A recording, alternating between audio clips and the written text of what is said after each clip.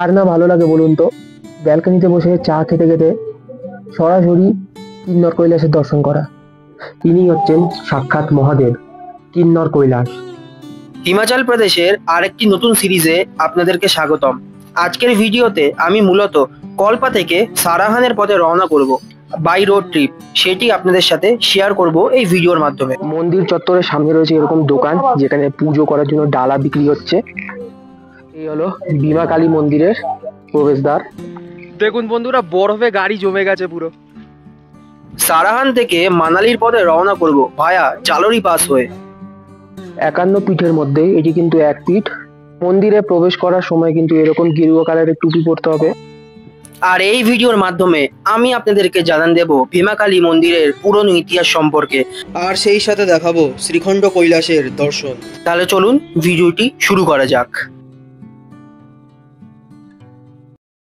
Good morning বন্ধুরা, শুভ সকাল সবাইকে জানাই মহাদেবের দেশ কল্পা থেকে। কালকে আমি কিভাবে সাংলা থেকে কল্পা এসে পৌঁছেছি সেই ভিডিওটি আপনারা যদি কেউ দেখে না থাকেন ডেসক্রিপশন বক্সে গিয়ে ভিডিওটি চেক আউট করে নিন।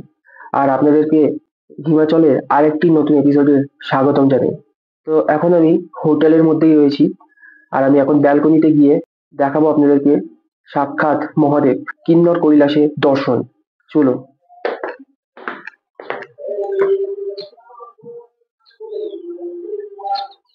এই যে বন্ধুরা, তিনি হচ্ছেন সাক্ষাৎ মহাদেব কিন্নর কৈলাস। 5 কৈলাসের মধ্যে এক হচ্ছে ইনি কিন্নর কৈলাস। এই যে পাথরটা আছে এটি কিন্তু 79 ফিট লম্বা। এখান থেকে ছোট লাগছে ঠিকই, 19,800 ফিট ওপরে কিন্তু রয়েছে এই মহাদেবের মূর্তিটি বা এই কিন্নর কৈলাস পাথরটি। এখানে কিন্তু ট্রেকিং করে ওপরে যেতে হয়। অনেকের স্বপ্ন থাকে যে এই কিন্নর কৈলাস ট্রেকিং করে ওই চূড়া অবধি পৌঁছানো। তো আপনারা যদি আমাকে ভালোবাসা দেন তো একদিন এই ভিডিও কিন্নর কৈলাসে ট্রেকিং এর ভিডিও আপনাদের সামনে তুলে ধরবো। এক আদি কৈলাস, সেকেন্ড কিন্নর কৈলাস, থার্ড হচ্ছে মণি মহেশ কৈলাস, ফোর্থ হচ্ছে শ্রীখণ্ড কৈলাস, আর 5 হচ্ছে কৈলাস মানসরোবর। কি অবাক করা কাণ্ড বন্ধুরা! এই যে পাথরটা আছে এটি কিন্তু এখান থেকে প্রায় অনেক ওপরে ঠিকই। এই পাহাড়ে বরফ পড়লে কিন্তু এই পাথরের গায়ে বরফ পড়ে না, কিংবা এই কত ভূমিকম্প হয় এই পাহাড়ে, তাও কিন্তু ওই পাথরটি একইভাবে ওই জায়গাতেই দাঁড়িয়ে আছে। মানা হয় যে একমাত্র বাজ পড়ে ওই পাথরটাতে, আর এই বাজ পড়াটাই কিন্তু এই মহাদেবের আসল পুজো। হর হর মহাদেব, হর হর মহাদেব। তো আজকে আমার কল্পায় শেষ দিন। তো আজকে হোটেল চেক আউট করে বেরিয়ে যাব আমরা সারাহানের উদ্দেশ্যে। এরপরে ফ্রেশ হয়ে যাব ব্রেকফাস্ট করতে, তারপরেই আমরা বেরিয়ে পড়বো সাহারানের পথে। ভিডিওটিকে এন্ড অবধি দেখতে থাকুন।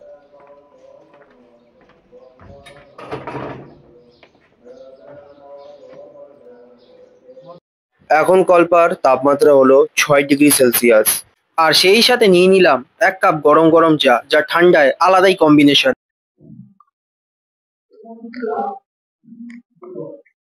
আর না ভালো লাগে বলুন তো ব্যালকনিতে বসে চা খেতে খেতে সরাসরি কিন্নর কৈলাসের দর্শন করা। এক আলাদাই ভিউ। তো হোটেল থেকে আমাদের সকালের জল খাবার দেওয়া হয়েছে গরম গরম ব্রেড অমলেট। তো এই ছিল আমাদের কল্পায় হোটেল শিবালিক। আমাদের ব্রেকফাস্ট করা কমপ্লিট। গাড়িতে বসে এখন রওনা করলাম সারাহানের পথে। চলুন পাহাড়ের ভিউ দেখতে দেখতে রওনা করা যাক।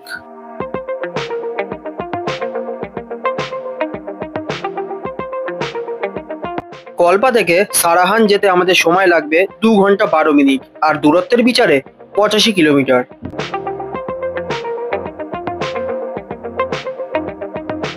বাদিক দিয়ে বয়ে চলেছে সতলুজ বা শতদ্রু নদী। পুরো যাত্রাপথে এই শতদ্রু নদী আমাদের সাথী হয়ে থাকবে।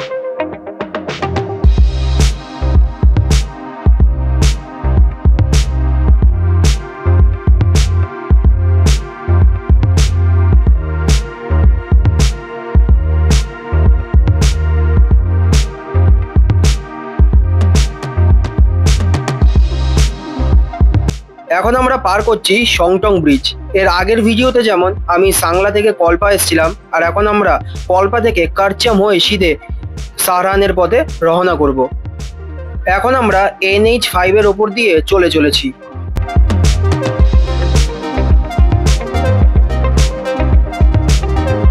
এর আগের বারে যখন আমি সাংলা থেকে কলপার দিকে যাচ্ছিলাম, সেম রোড ধরেই কিন্তু আমরা যাচ্ছিলাম, আর এখন সেই রোড ধরেই আমরা আবার রওনা করে চলেছি কারচামের পথে। সারাহান যাওয়ার পথে রাস্তার কিনারে দেখতে পেলাম পাহাড় খুঁড়ে টানেল তৈরির কাজ হচ্ছে। এর দ্বারা বোঝা যায় যে ভবিষ্যতে দূর ডিস্টেন্স অতি সহজেই কভার করা যাবে। এখন আমরা সতলুজ রিভার ব্রিজের ওপর দিয়ে রওনা করে চলেছি, আর নিচ দিয়ে বয়ে চলেছে সতলুজ বা শতদ্রু নদী। এখন আমরা পার করছি হচ্ছে কারচাম ড্যাম। এই কারচাম ড্যাম দিকেই একটি রাস্তা চলে গেছে সাংলার দিকে, আর সোজা রাস্তা চলে গেছে সারাহানের দিকে। দূরত্বের বিচারে সারাহান ৭৩ কিলোমিটার, চণ্ডীগড় ৩৩১ কিলোমিটার। আমরা এখন সতলুজ বা শতদ্রু ব্রিজ 2 পার করছি। এই ব্রিজ পার করার পর আমরা এসে পৌঁছালাম NH-22। এই রোড ধরে আমরা এখন সিধে রওনা করব আমাদের গন্তব্যের উদ্দেশ্যে। আর রাস্তাঘাটও আগের থেকে অনেক চওড়া হয়ে উঠেছে। তো বন্ধুরা, এই মুহূর্তে আমরা কলপা থেকে অনেকটা দূরে এসে দাঁড়িয়েছি। টিপরি নামক একটি জায়গায় দাঁড়িয়েছি যেখানে চা খাওয়া হবে। এই জায়গাটি কিন্তু বেশ সুন্দর, যেখানে দাঁড়িয়েছি দেখাচ্ছি আপনার। তো এই হলো বন্ধুরা সতলুজ বা শতদ্রু নদী। নদীর জল একদমই নোংরা ঘোলাটে আর সুন্দর এরকম একটা দৃশ্য। পাহাড়ের জায়গায় তো এরকম কাপড়গুলো যা দারুণ লাগে দেখতে।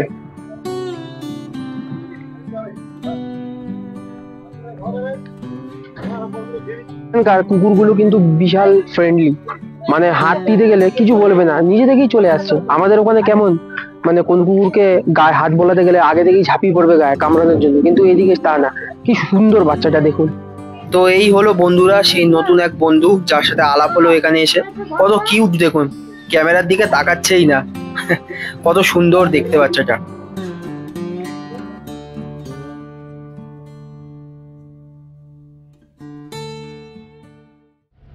অবশেষে চা খাওয়া কমপ্লিট করে আবারও রওনা করলাম NH-22 ধরে আমাদের গন্তব্যের উদ্দেশ্যে।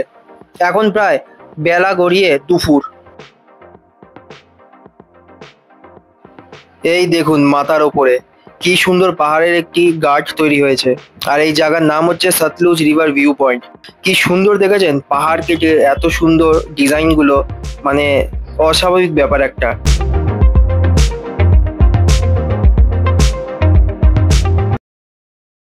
রাস্তার ধারে দেখা পেলাম এরকম একটি মন্দির যার নাম মা তারান্ডা মন্দির, যার কথার অর্থ হচ্ছে শিলাবৃষ্টি বা বিজয়।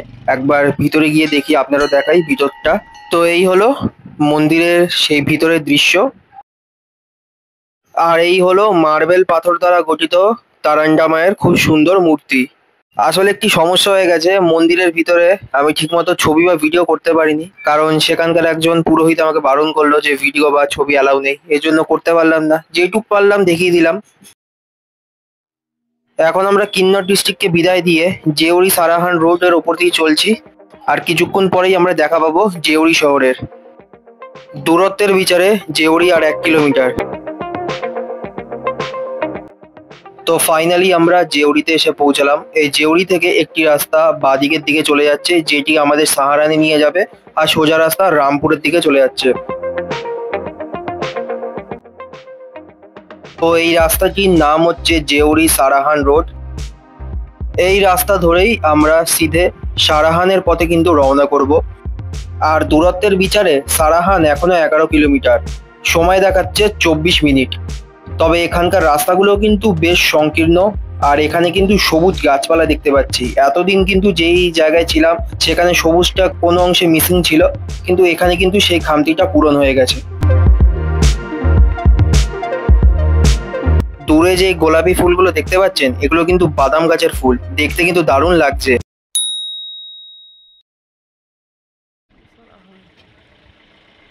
এই হলো আমাদের সারাহানে থাকার হোটেল। ঘড়ির কাঁটায় 2:55 আমাদের লাঞ্চও চলে এসছে। লাঞ্চে ছিল ডাল, ভাত, বেগুনি, আর সেই সাথে ছিল ডিমের কারি। আর খিদে যা জোর পেয়েছে সে আর বলার মতো নয়। বন্ধুরা, দুপুরের লাঞ্চ কমপ্লিট। লাঞ্চ করে এখন রেস্ট নিয়ে নিলাম। আর আমার মাইকের চার্জটাও ফুরিয়ে গেছিল, যার জন্য আর ভয়েস দিতে পারলাম না।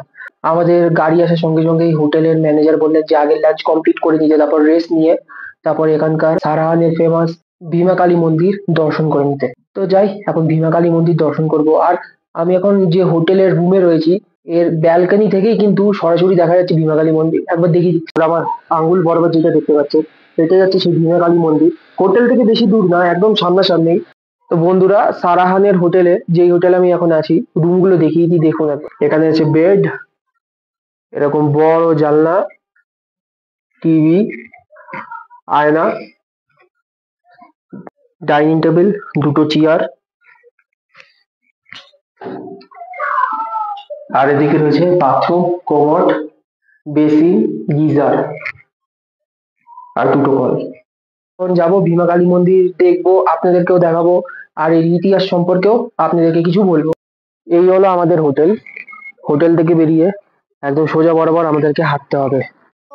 সোজা রয়েছে দূর পাহাড়, পাহাড়ের মধ্যে রয়েছে অনেক বরফ। এখান থেকে বাঁ দিক নিতে হবে আমাদের। মন্দির চত্বরের সামনে রয়েছে এরকম দোকান, যেখানে পুজো করার জন্য ডালা বিক্রি হচ্ছে।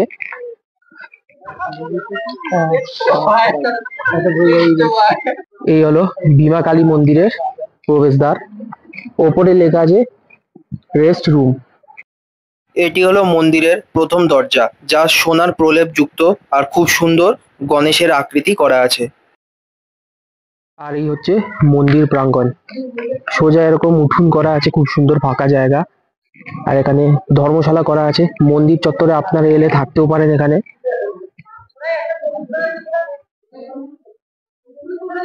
মন্দিরের ভিতরে কিন্তু মোবাইল ফোন নিয়ে যাবে অ্যালাউ না, তাই আমি নেব না। বাইরের যত ভিডিওগুলো করার আছে করে নিচ্ছি। 51 পীঠের মধ্যে এটি কিন্তু এক পীঠ। পুরাণ মতে কালী মায়ের কানের অংশ নাকি এইখানে পড়েছিল। এই মন্দিরের ভিতর ঢুকতে গেলে কিন্তু এখানে জুতো খুলে আপনাদের যেতে হবে।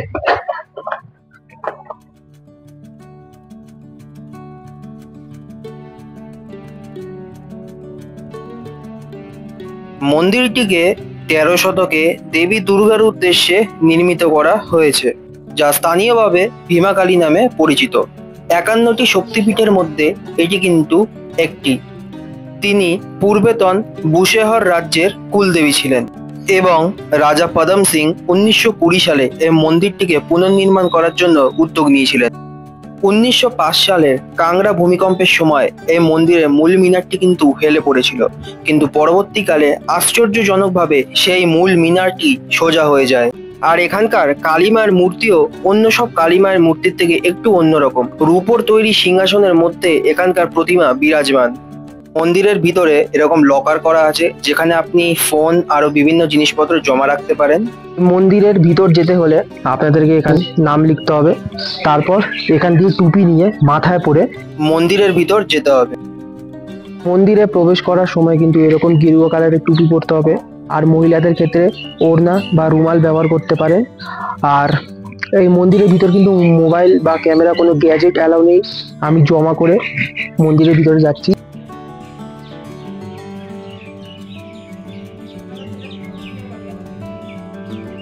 এই মন্দিরটির কাঠামো বৌদ্ধ এবং হিন্দু শৈলের দ্বারা নির্মিত, যা পাহাড়ি অঞ্চল ছাড়া কোথাও পাওয়া যায় না। এছাড়াও টাওয়ার টেম্পল টাইপোলজি আর কাটকুনি স্টাইল এই মন্দিরে কিন্তু দেখতে পাওয়া যায়। পাথর এবং দেবদারু গাছের কাঠ দ্বারা নির্মিত প্রাথমিক উদাহরণও লক্ষ্য করা যায়। এটি হলো মন্দিরের দ্বিতীয় দরজা, যা রূপোর দ্বারা মোড়ানো আর দেখতেও কিন্তু বেশ সুন্দর লাগছে। এই মন্দিরের তৃতীয় দরজাও আছে, যা রঘুনাথ মন্দিরে খোলে, আর চতুর্থ দরজাটি যমজ টাওয়ার মন্দিরে খোলে। এই মন্দির চত্বরে থাকার জন্য কিন্তু ধর্মশালা বা ডরমেটরিরও ব্যবস্থা রয়েছে। আপনারা চাইলে এখানে এলেও নির্দ্বিধায় রুম বুক করে থাকতে পারেন।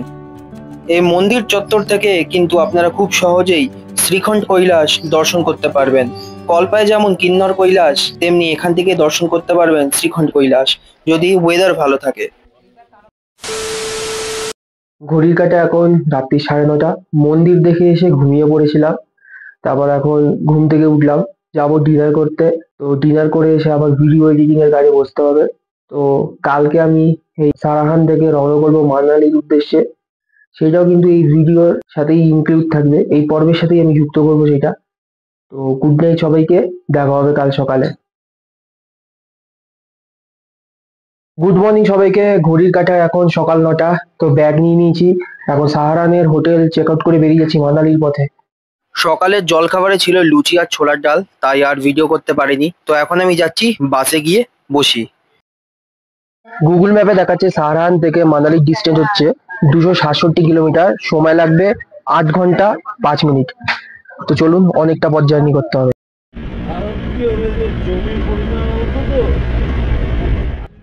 এখন আমরা NH5 হাইওয়ের ওপর দিয়ে রওনা করলাম। জয় বজরংবলী। যাওয়ার পথে দেখা পেয়ে গেলাম এরকম সুন্দর একটি বজরংবলীর মূর্তির।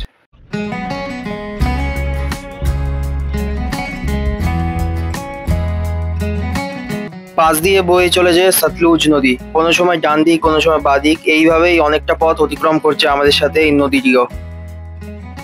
রামপুরকে ক্রস করে আমাদের গাড়ি নগলি বলে একটি জায়গা পড়ে, যেখান থেকে NH305 ধরে আমরা জিবি বলে একটি জায়গার দিকে রওনা করলাম। এগুলো সবই কিন্তু আপেল গাছ, তবে এই গাছগুলোতে মনে হয় সদ্য ফুল এসছে, এই জন্য এরকম সাদা একটি পলিথিন দিয়ে ঘিরে রেখেছে গাছগুলিকে। দেখুন কত গাছ, একদম লাইন দিয়ে আপেল গাছের বাগান, পুরো একদম নিচ অব্দি সব এরকম পলিথিন দিয়ে ঘেরা। আর এই পাশে রয়েছে সব রসুন গাছ, এগুলো যেগুলো দেখতে পাচ্ছেন সবুজগুলো সব রসুন গাছ। এখন আমরা এগিয়ে চলেছি জালোরি পাস নামে একটা ভিউ পয়েন্টের দিকে।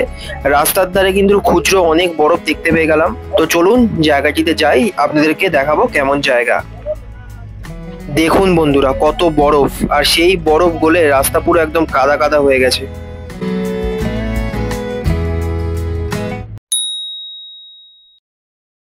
এখন আমি রয়েছি হচ্ছে হিমাচল প্রদেশের জালোরি পাসে। আর জালোরি পাসে এই পাশে রয়েছে একটি রক্ষাকালী মন্দির। আর এই সাইডে দেখুন বরফ কত, আর এই সাইডটা দেখুন পুরো সাদা সাদা। দেখুন বন্ধুরা বরফে গাড়ি জমে গেছে পুরো। এই জালোরি পাস হলো একটি পর্বতমালা যা কুল্লু আর সিমলা উপত্যকাকে কিন্তু সংযুক্ত করে, আর যার অবস্থান ভূমি থেকে মাত্র 10,800 ফুট ওপরে। দেখুন পরপর দোকানগুলো কিন্তু সব বরফে জমে। প্রায় 1 ঘন্টা সময় কাটানোর পর আমরা জালোরি পাসকে বিদায় দিয়ে আমাদের গন্তব্য মানালির পথে এগিয়ে চললাম। জালোরি পাসে দেখার মতো ছিল একটি রক্ষাকালী মন্দির, তবে সেখানে ছবি তোলা এলাও নয়, এই জন্য তুলতে পারলাম না। আর 30 টাকা করে টিকিট রয়েছে, যা ভিতরে একটি গ্রাউন্ড মতো রয়েছে, যেখানে গিয়ে আপনারা ছবিও তুলতে পারেন।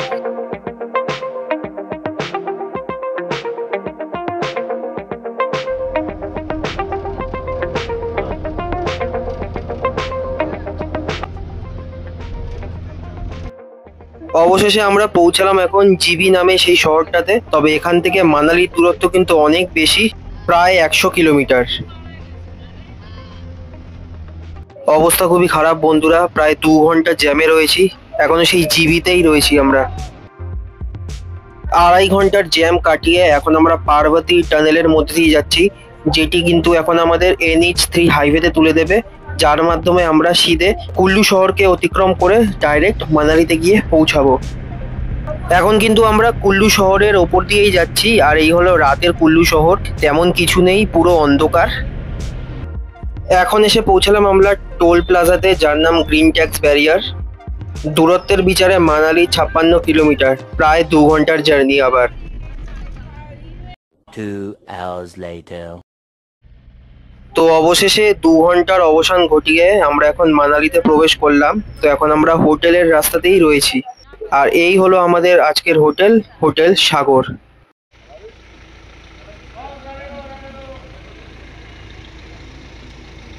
তো বন্ধুরা, দীর্ঘ অনেক ঘন্টার জার্নি কমপ্লিট করে শেষমেশ মানালিতে এসে পৌঁছালাম। এখন হোটেলেই রয়েছি, অনেক টায়ার্ড হয়ে গেছি। 8 ঘন্টা গুগল ম্যাপে দেখাচ্ছিল 8 ঘন্টার জার্নি, কিন্তু 8 ঘন্টা না, প্রায় 14 ঘন্টার জার্নি হলো। তার মধ্যে 2.5 ঘন্টা তো জ্যামেই কেটে গেল। তো পরের ভিডিওতে হোটেলটা আপনাদেরকে দেখাবো। আপনাদের যদি কল্পা থেকে সারাহান আর সারহান থেকে মানালি আসার এই ভিডিওটা যদি ভালো লেগে থাকে, ভিডিওটিকে অবশ্যই লাইক করবেন। চ্যানেলে নতুন থাকলে চ্যানেলটিকে অবশ্যই সাবস্ক্রাইব করবেন। দেখা হচ্ছে নতুন ভিডিওতে। টাটা।